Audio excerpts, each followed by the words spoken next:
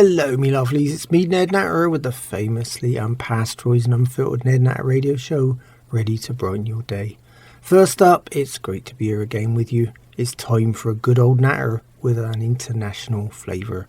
But remember, I don't chat about the regular news and current affairs. Oh no, I'm here to give you a break from it all. Yep, a good laugh, even when it's only once a week on a Wednesday.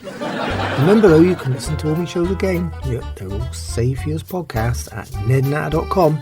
Yep, okay, well, put everything down. No, everything, I mean you too. Come on, it's time for the Ned Natter Show, and you can't miss this. Well, here at Two Medicine Farm, or what's now loosely referred to as Ned Natter's Florida Island, I've been handling straw, and you might know by now the only livestock I keep are me pets. But me horse badly needed straw, and I'm allergic to it, so after handling it, I end up horse. Yep, not horse, horse. So if I sound a bit rough this week, that's the reason. Oh dear, I haven't got a cold or some nasty seasonal virus, unless you include the wife Elsie in that statement, of course. Oh dear, well, she's what you call a perennial virus.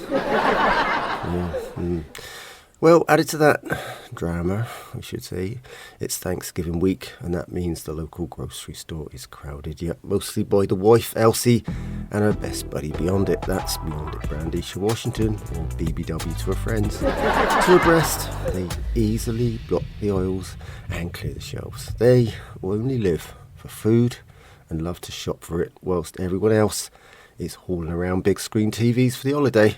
The big time monsters are disturbing the peace with overloaded mart carts and plenty of ugly attitude. Their latest shopping slave, Ding Dang, was in tow. Yeah, he was there with a cart too, and also needed to reach up for the items they couldn't reach. See, once Elsie and Beyondit are spread out over their mart carts, that's no getting up anymore until they're done. The wife's even conscripted me daughter, young Dolly, to follow with another cart. You'd think 4 carts were enough, but not for them. They go round 3 times, so it's the equivalent of 12 carts by the time they finish their hideous shopping extravaganza. To make sure there's enough room for groceries and passengers, Ding Dang got one of his dubious relatives. That's Elrod Dang. Yeah, it does sound a bit like an emergency plumbing service, doesn't it? He borrowed the big local church bus. Yeah, the word borrow is a loose expression around here. Yep, with 30 seats, there's just about enough space for everything, when they returned overloaded and overstressed. I wondered why Elsie and Beyondit hadn't taken the easy way out and spent the day at the food bank. After all, that place brings new meaning to all-you-can-eat buffet, doesn't it? They even bring the stuff out with a forklift. Yep, the wife's mouth should be wide enough for that. By the way, after mentioning my daughter, young Dolly, I should mention something that started out as a weird phenomenon here at the farm. I got Dolly a tutor, see, and she comes by 3 times a week to help her with her education. Although one-on-one is more expensive, it's worth it round here, especially when Dolly is so distracted with other things.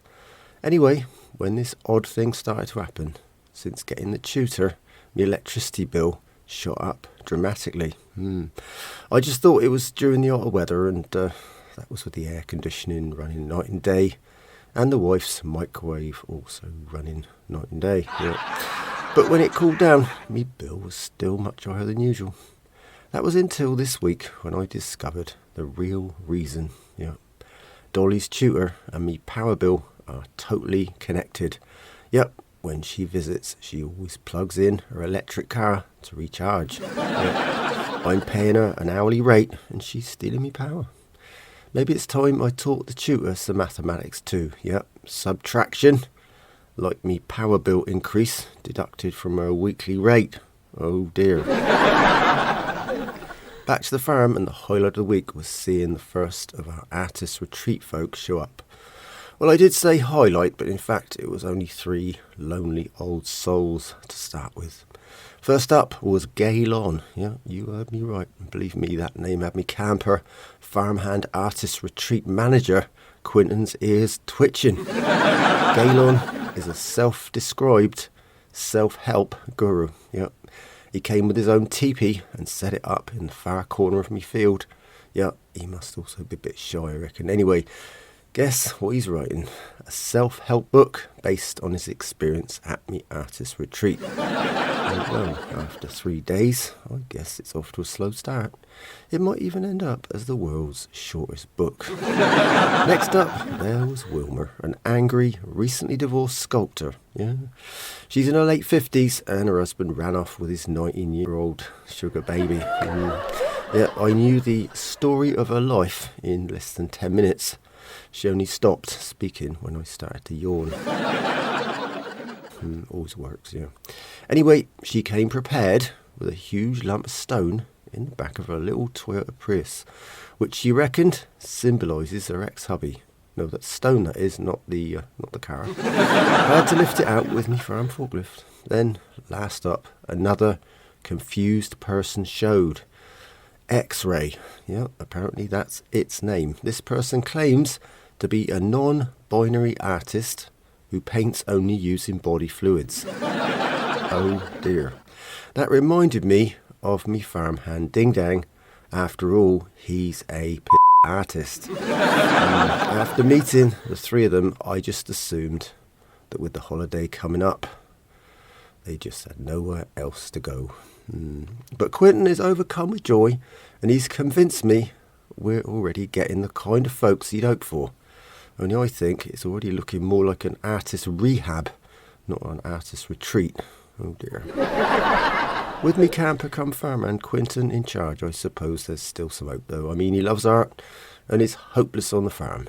You know, if it works out well, I'll include his peaceful partner Quaglet in the mix. You know, that's of course provided we end up with some peaceful artists to go with him. Either way, he'll be strumming his way through life on his favourite guitar, oblivious to the woes of the world around him, as usual. In the meantime, he's staying on cabbage duty, weeding, harvesting, whilst keeping his arch enemy Ding Dang at more than a hose length. Quentin's part-time oil painting artistic endeavours will probably become a full-time affair now. Yeah, that's providing he gets plenty of greenhorn volunteers. Yeah, it starts off with, I want to paint you in oils, and ends up as a naked, oily mess with Quentin and his old brush somewhere in the middle of it all. Oh dear. This is Ned Natter here with the Ned Natter Radio Show. I'm here every Wednesday, but you can find all my shows again at nednatter.com. Old Nan, me 95-year-old mother and gambling, drinking fiend, and her buddy Toshiko Suzuki. That's me lawyer brother and black sheep of the family, Nelson Natter's wife, and Beverly Hills sex therapist Heiner's now 103-year-old grandmother. Yep. Another long-lasting specimen here at the farm. They decided to head off for 3 Thanksgiving days away at their favourite casino. Yeah, it's one of them special all-in deals for seniors. Yeah, and Nan couldn't miss this one. So she enlisted the help of Nan's latest victim. That's Virgil, our sub-mailman, to ensure they got a free ride, free meals, and slipped into the casino unannounced. You know, the old card sharp sisters are on the watch list down there. Old Nan suggested Virgil sleep in his minivan whilst the old birds stayed in the casino. Nan reckoned she hadn't known him long enough for any alternative arrangements. Oh dear. I felt so sorry for the poor old mucker, I ended up booking him a room in a nearby motel.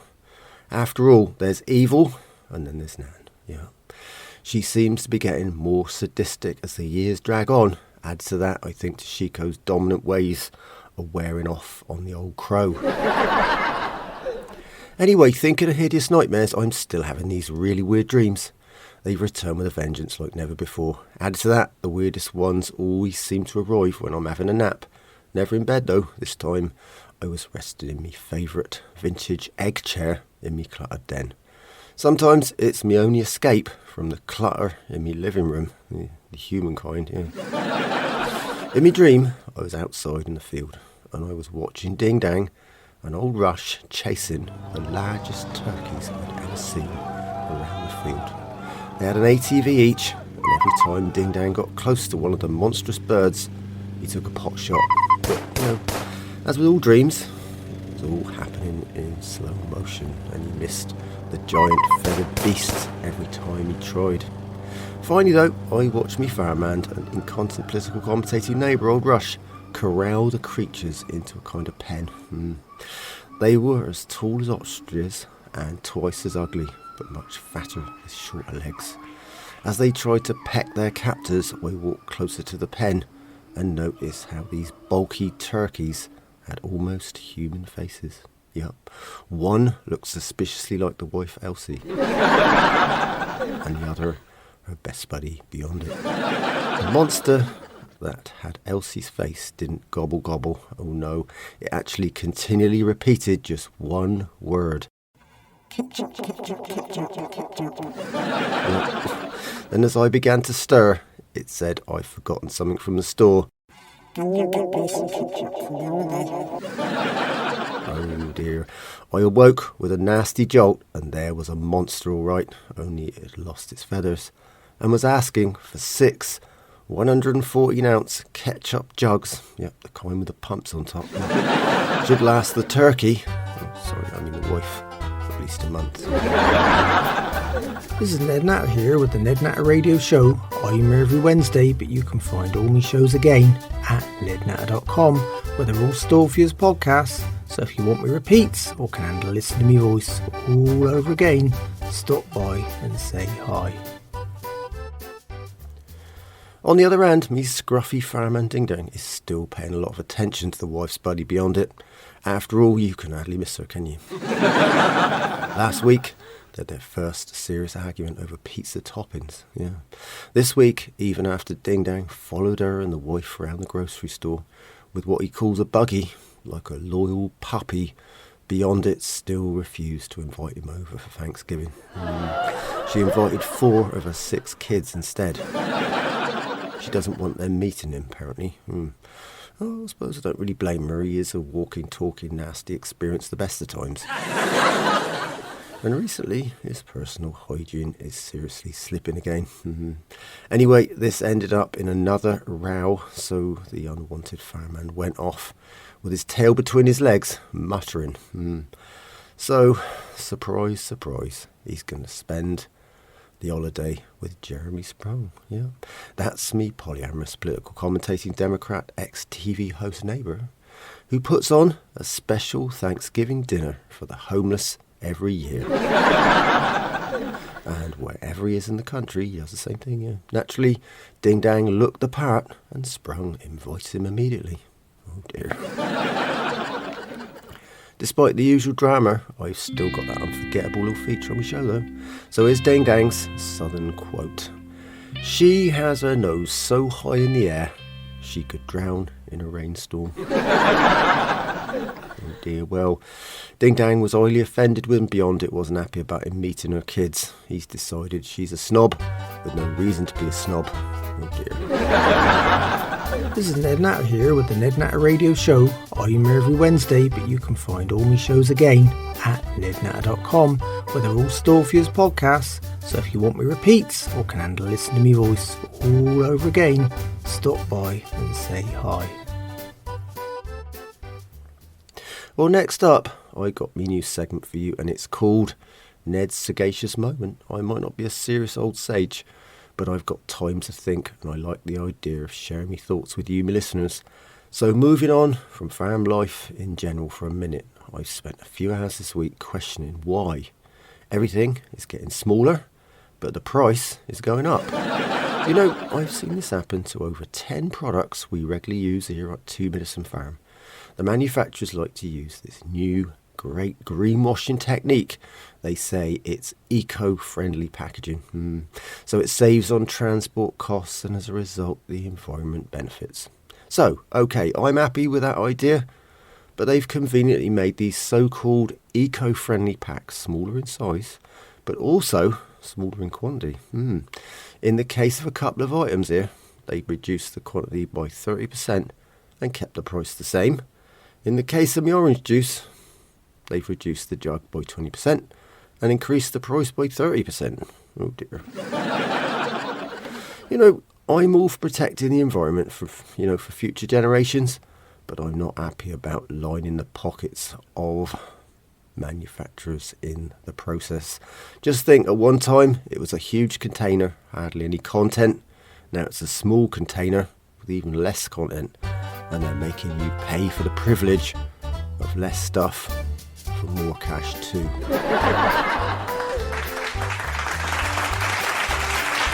This is Ned Natter here with the Ned Natter Radio Show. I'm here every Wednesday, but you can find all my shows again at nednatter.com, where they're all stored for you as podcasts. So if you want me repeats or can handle listening to me voice all over again, stop by and say hi.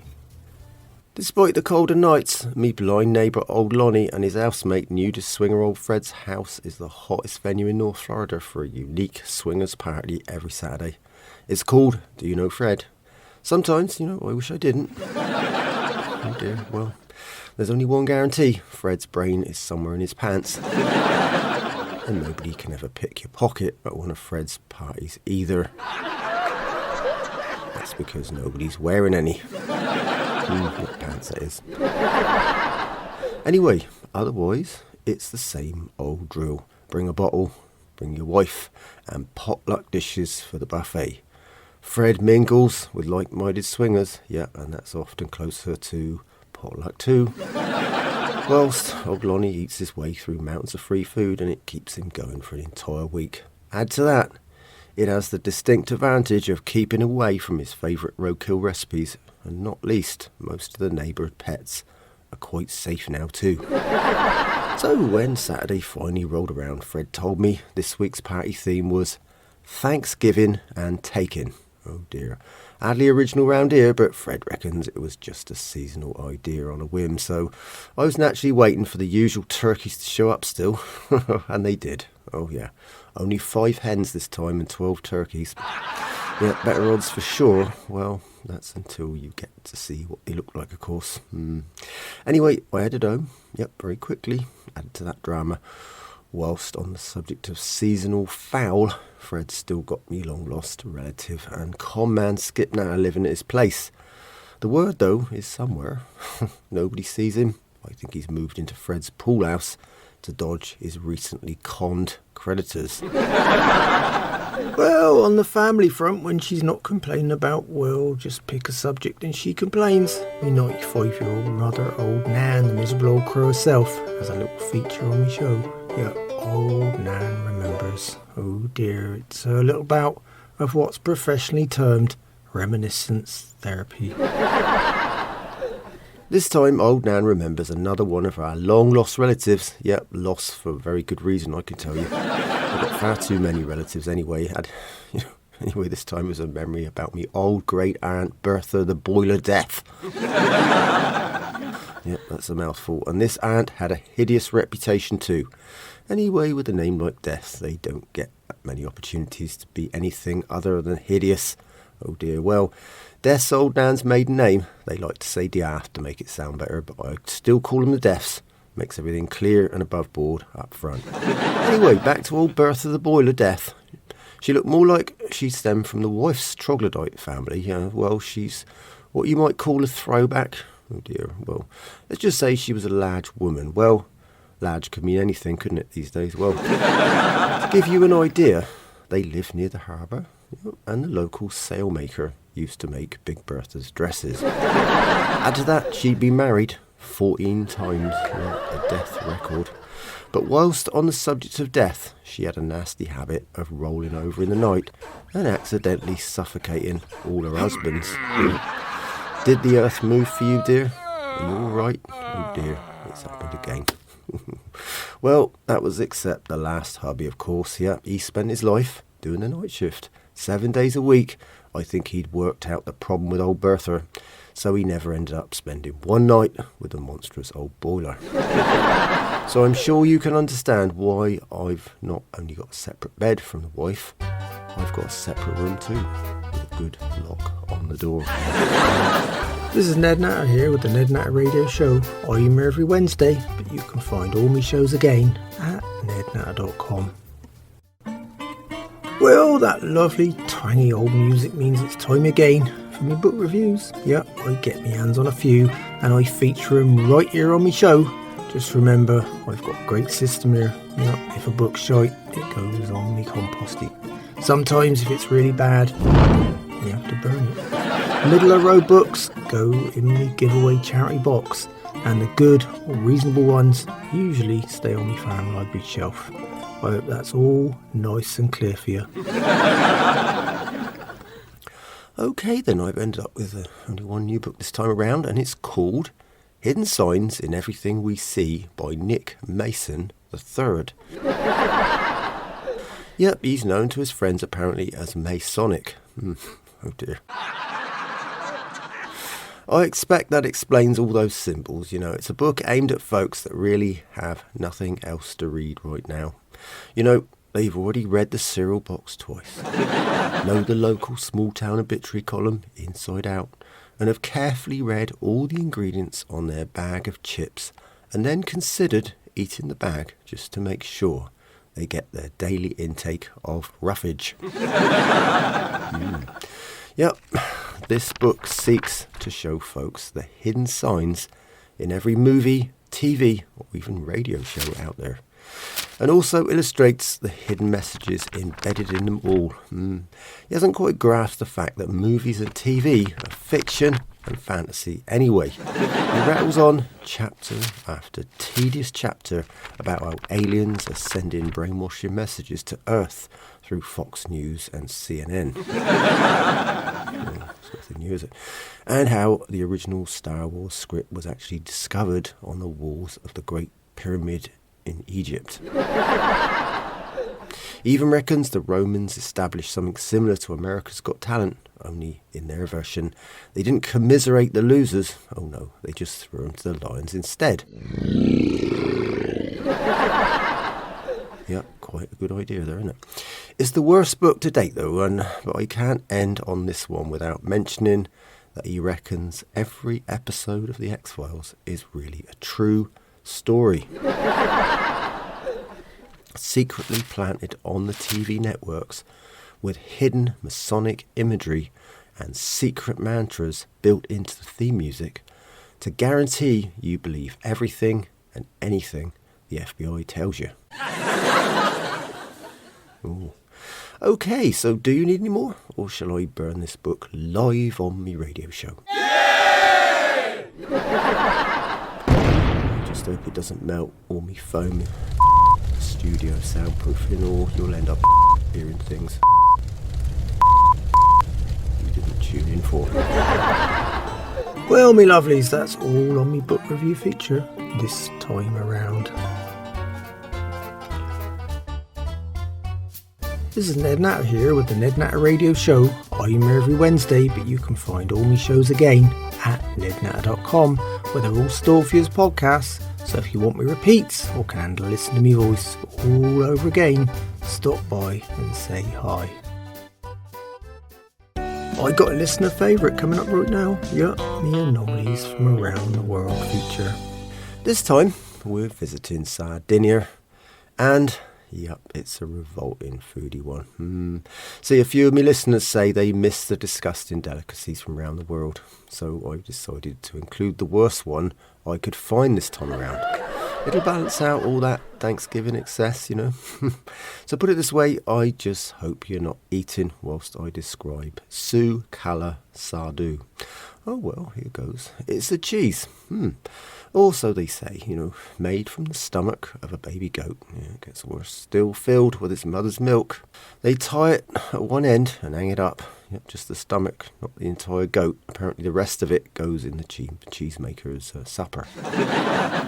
After this monstrosity has been hanging up for 3 or 4 months, they cut it down and it's ready to slice up and put in your sandwiches. Rather theirs than mine, I tell you. I mean, it sounds disgusting, doesn't it? But I want to know who actually thinks up these ideas, It's hardly what I call a normal, pleasant way of making cheese. On the other hand, there are folks out there, like my wife, for example, who will eat anything. This is Ned Natter here with the Ned Natter Radio Show. I'm here every Wednesday, but you can find all my shows again at nednatter.com. Well, now we're heading to England. Yep, see, I got a call from Nigel Ponce, the arrogant old catfish-faced gentleman farmer. Me brother young buck skipped the USA and manages Ponce's old farm on his rambling estate. After living in Pennsylvania for 15 years, Buck naturally picked up plenty of American expressions and he really enjoys confusing Ponce with them. Ponce has to call me for an explanation. See, he hasn't got the internet in the manor. Just good old-fashioned manners. So how could I leave the subject of Nigel Ponce without mentioning me special feature right here on the Ned Natter Show? It's called American for Foreigners. After all, Ponce finds most regular phrases and sayings foreign. Oh dear, well, here goes. American for Foreigners with me arrogant British aristocratic contributor. First up though, here's his latest voicemail message. You have messages. Well, hello, Ned. This is Nigel Ponce calling you from England. Your brother Buck has told me that in the USA you're going to have Black Friday. Yes. Can you tell me, Ned, if this is a bad thing, a racist thing, or something far worse? I haven't a clue, so perhaps you could call me back and tell me what on earth he's talking about. Thank you so much, old chap. Goodbye. You know, I just love the way he introduced himself on me voicemail. It's as if I actually know someone else who sounds just like him. Oh dear, that's an horrifying thought, isn't it? Anyway, let me translate it for you, Nigel. See, Buck's always throwing out these commonly used phrases and words, and this time it's Black Friday. Yep. With the wife's shopping habits, it could end up as Red Friday for me. Anyway, Nigel thinks Buck deliberately is confusing him again. Well, it is a weird expression, I'll give you that, Nigel. It's not a racist or a terribly bad thing either, particularly if you stay at home and don't venture out at all. Yep, that's what I do. That way I don't get crushed or scalped. Anyway, Nigel, it's a special shopping day right after the Thanksgiving Day holiday, where all the stores or shops to you have special deals and discounts. Like what you call, a massive January sale, Nigel. Anyway, the black part comes from the fact that all the crazy shoppers spending all that money put the retailers in the black. Yeah, in other words, in profit at the end of the year. So they give a nice start to the new one. Yeah, and of course, all the customers end up in debt. Yeah, after New Year, they're dreading those credit card statements arriving, aren't they? Anyway, I hope that makes some kind of sense to you, Nigel. This is Ned Natter here with the Ned Natter Radio Show. I'm here every Wednesday, but you can find all my shows again at nednatter.com.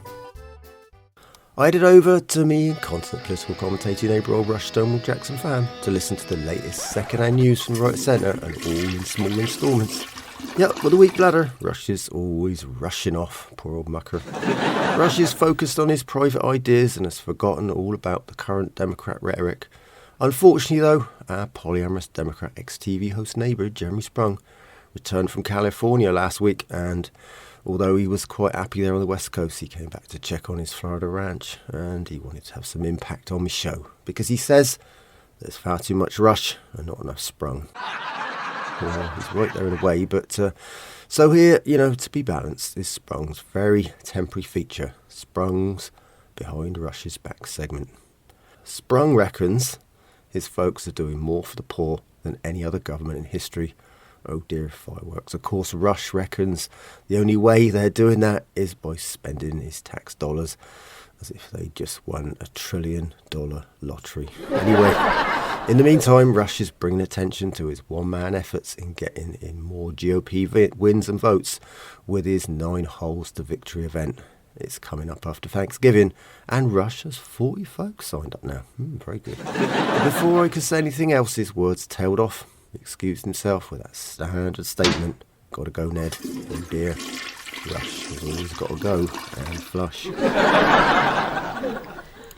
But late that day, I was taken aback when I saw Rush again. Yep, being helpful and working on his private conversion through kindness initiative. This time, he stopped by the food bank. Yep, it's very busy around Thanksgiving too, and Rush was handing out free food with a smile and a GOP voting request. Well, that was in between running to one of the on-site Polly Johns.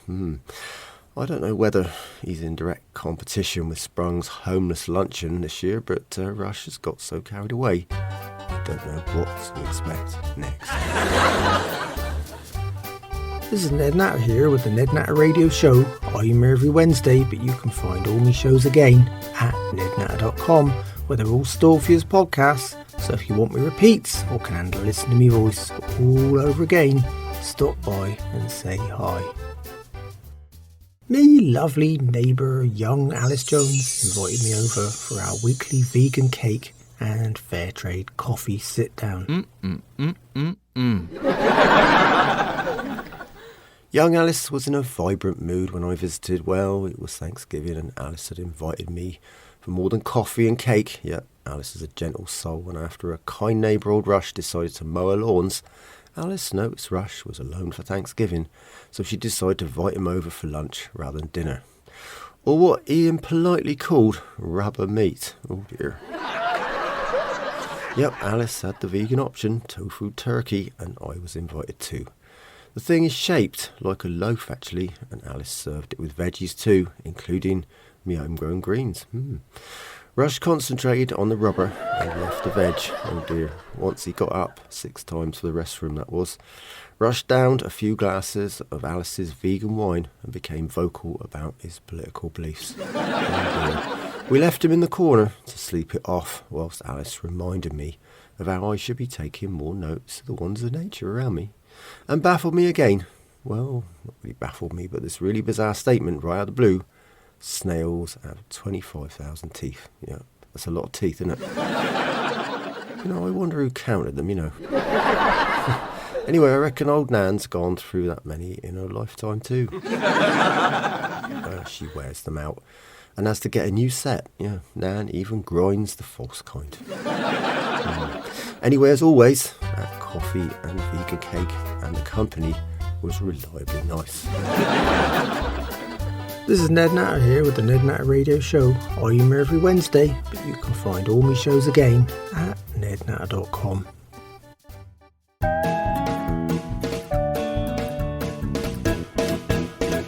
Well, me lovelies, it's time for this week's questions and odd news items from you, me listeners. Yep, I got it all here on the Ned Natter Show. Right then, this time I've picked out a couple of very seasonal ones for you. Yeah, just for fun, eh? So here goes. I got a call from Alfredo in Alabama. Yep, he wants to give me a Thanksgiving suggestion. Jello mould turkey. Oh dear, not more turkey. Things just got worse again, yeah. I just can't see the wife right now, but her mouth's watering, yeah. It's like Niagara Falls in flood season when she hears about food. Oh dear. These ghastly plastic moulds are shaped like a turkey, and you just pour in your favourite flavour Jello, chocolate, strawberry, whatever, and you have a horrid, cooked turkey-shaped dessert. Which I'd say is going to be overkill in most homes at Thanksgiving, don't you? My second item comes from Michelle in Michigan, and she's got a question for me. Have I seen these Thanksgiving gumballs? Well, at first it was a no. I never eat the things, although I'd buy them for the wife if they came in tennis ball size. Yep. Oh, for a quiet life, eh? Oh dear, well, Michelle, I looked at the link you sent me, and the idea of turkey, pumpkin pie and cranberry gumballs sounds a bit extreme. On the other hand, I could convince me mother old Nan that they're space-age food. And she's actually getting a meal in just 3 little balls. Which would be ideal. Added to that, there's another great advantage with any kind of gum. She wouldn't be able to complain either. Well, once her dentures were stuck together, that is. I think I'll order a few boxes of those for the days she gets on me nerves. Well, that's every day actually, but a quiet moment once a week would still be a nice change. This is Ned Natter here with the Ned Natter Radio Show. I'm here every Wednesday, but you can find all my shows again at nednatter.com, where they're all stored for you as podcasts. So if you want me repeats or can handle listening to me voice all over again, stop by and say hi. The dubious conman agent 50% has lined me up with a new ad this week, and he's got something really odd this time around. Oh dear, I'm looking through his latest offering, and as you'd expect, he's found something highly seasonal too. But also highly weird, but definitely original for sure. Anyway, so here goes. You're just gonna love our unique seasonal offering at the Build a Tree store, where you can order one of our eco-friendly Christmas trees. Yep, certified by Eco-Friendly Certifiers Inc. If you care about the environment, you've just got to have one of our special trees. Yep, shipped to your door overnight in the smallest eco-minded, frustration-free box imaginable. The moment you open it, we know you'll be delighted. You'll receive our natural bark telescopic trunk, a set of our super sturdy roll-out branches, a pack of our unique patented Just Add Water glue, and our seasonal super-sized bag of do-it-yourself pine needles.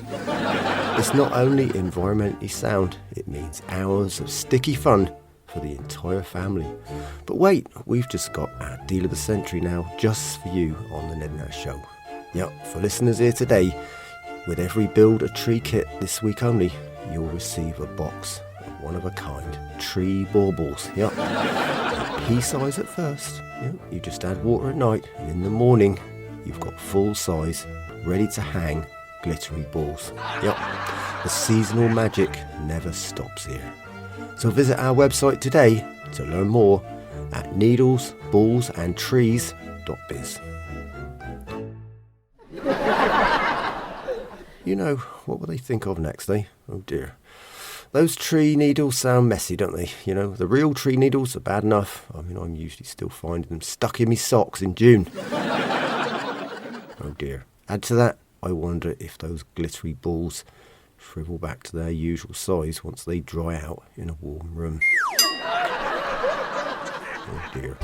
Now that's what I'd call an eco-friendly anti-climax. This is Ned Natter here with the Ned Natter Radio Show, and whichever way you dice it, me show is unpasteurised and unfiltered. But that's all me lovelies, and on that note, I better go. So until next time, remember farmers are getting older, some more than others. It's time some new blood came down on the farm and gave us an hand. Shite matters, without us, you wouldn't have anything to eat. Without me, your Wednesdays won't be much fun. In the meantime, you can find me and all my radio shows at nednatter.com. Yep, they're all safe use podcasts too. Add to that, there's me social media links. So come by and say hi. It'd be great to hear from you. Thanks so much for listening. It's been a pleasure chatting with you again. And I hope you join me on the Ned Natter Show soon. So until then, keep a smile on your face. Think positive and don't sweat the small stuff. The grass is not always greener on the other side. It might just be a freeway. Goodbye, me lovelies.